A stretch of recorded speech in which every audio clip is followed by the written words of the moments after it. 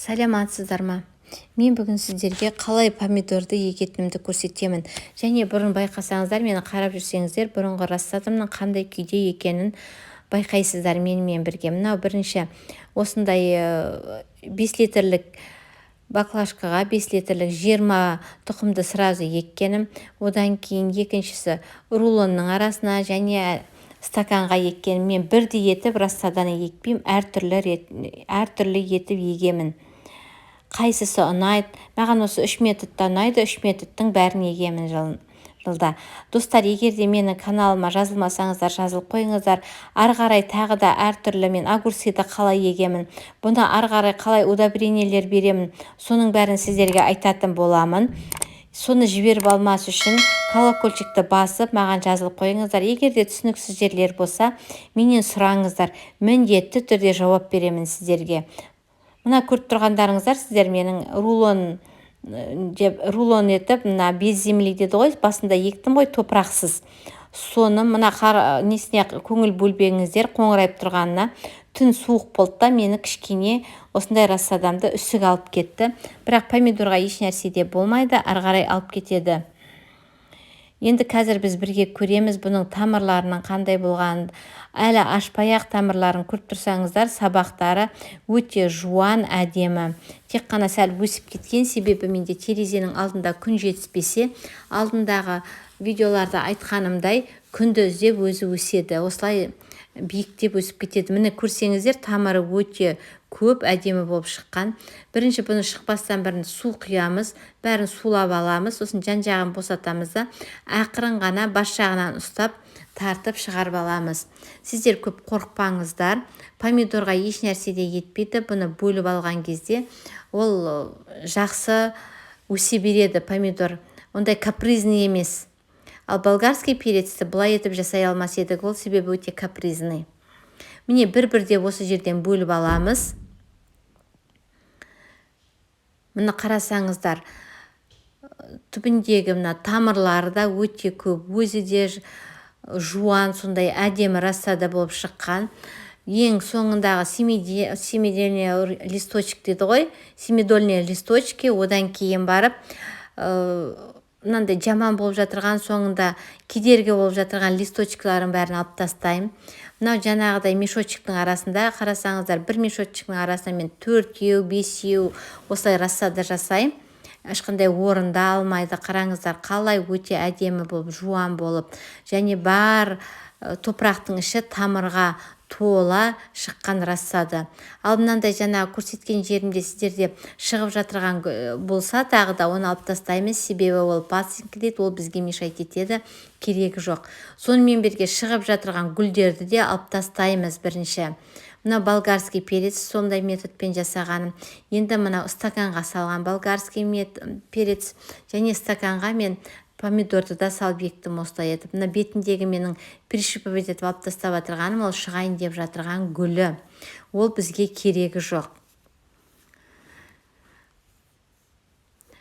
Достар, менің осындай қаншама сіздерге еңбектеніп жазып түсіндіріп жатырмын. Сондықтан маған сіздер лайк көріп кетсеңіздер, сіздерге ол уақыт алмайды, ал мені қуантады, каналымды дамытуға және сіздерге жақсы ақпарат беруге менің көңілімді көтереді. Мына фитоспорин, кеше мен кабачки еккен кезде қалай еритінді, қалай бұны езетінімді айттым. Мына 1,5 литрлік бутылкадағы менде ол рабочий раствор. Рабочий раствордың 10 литр суға 1 ас қасығы ғана кетеді. Осылай етіп дайындап алсаңыздар, фитоспоринді магазиннен алып, ол сіздерге 1 жазға жетеді. Міне осындай лунка жасаймын. Лунканың ішіне мен 5-6 литрдей су құямын.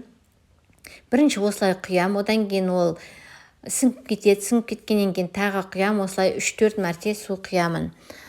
Одан кейін қарап тұрсаңыздар, мен ішіне содан кейін навоз салам, навозды 1 уыстай саламын. Егерде топырақтарыңыз құнарлы болса, навозды салмауларыңызға болады. Міне навозды салам. Одан кейін достар, менде ең бірі құпия. Мен үйден еш нәрсе лақтырмайым қыстың күні. Мына көріп тұрғандарыңыз, ол ағаштың күлі. Көмірдің күлін салмаңыздар, еш уақытта салмаңыздар. Міне жұмыртқаның қабығы кальцийға тола, және бананның қабығы. Мен қысымен еш нәрсені лақтырмай бәрін кептірем, жұмыртқаны жуып, одан кейін кептірем. Сол күйі кептірмеңіздер, есі шығып кетеді. Енді мынау пияздың қабығы. Осының бәрін салып, мен кашица жасаймын. Егер де сіздер білсеңіздер, жұмыртқаның қабығында кальций өзінен көп, ал витамин деген бананның қабығында, бананның өзінен де көп витаминдер бар, әртүрлі. Оны біздің помидорымыз өте жақсы көреді. Тек қана помидор емес, менде банан қалып жатса, оны болгарский перецқа да, болмаса огурцияға да, бәріне де саламын. Ал ең жақсы көретіні оның помидор. Міне соңғы лист маған ұнаған жоқ, жапырағы, оны да алып тастаймын. Міне жаңағы айтқандай үлкендері болса, мен ұзарып кеткенді, мен оғы не істемеймін, жатқызып егемін. Міне ең түбінен соңғы гүлге шейін шыққан, соңғы шөбіне шейін шыққан. Міне көріп тұрсыңыздар, бұның басы жатқызып еккенде оңтүстікте болу керек, ал аяғы солтүстікте болу керек. Сол кезде оңтүстіктен ыстықтан өзі көтереді төбеге қарай. Одан кейін мен ең бетіне құрғақ топырақ тастаймын, мульча дейді. Мульчировать етіп тастаймын өзінің құрғақ топырағымен. Сол кезде ол қатып қалмайды. Осылай бір аптаға шейін, одан кейін суармаймын. Міне сондай етіп мен болгарский перецті да егемін. Сол методпен помидордың бәрін солай егемін. Және міне осындай менде линейка бар. Арасын осылай етіп белгілеп алып, келесін егем. Сол кезде аралары бірдей болып тұрады. Ал екі помидордың ортасына мен болгарский перецті егемін. Менде смешанный метод егетінім: болгарский перец, бірінші томат, арасында болгарский перец, баклажан болса баклажанды да солай егемін арасына. Баклажан биыл еккен жоқпын. Және осы жерде менде екі жерде базилик, иісі өте керемет, келетін томатқа әртүрлі ауруларды жақындатпайды. Және пияз егем осы жерге, помидорлардың арасына, шет жағына, оңтүстік жағына мен пияз егемін. Қарасаңыздар, менде бір кішкентай жерге 3 түрлі зат егем. 2 жерден базилик, 4-5 жерден болгарский перец арасына жіберемін. Олар болгарский перец помидордың арасында өте жақсы өседі. Алдыға қарай сіздерге көрсететін боламын. Менімен бірге видеоны ақырына шейін қарағандарыңызға рахмет. Сіздермен болған әдеттегідей үміткен. Келесі видеода мен сіздерге бочкаға қалай огурцы отырғызғанымды, және оны қалай ары қарай дамытып, удобрение беретінімді, қалай өсіп жатырғанын көрсетемін. Оның бәрін жіберіп алмас үшін сіздер менің каналыма жазылып қойыңыздар. Және колокольчикті басып қойсаңыздар, сіздерге менен жаңа шыққан видеолардан хабарлама келіп тұрады. Сіздердің бақшаларың жақсы өнім беру үшін сіздермен бар білгеніммен бөлісіп отыратын боламын.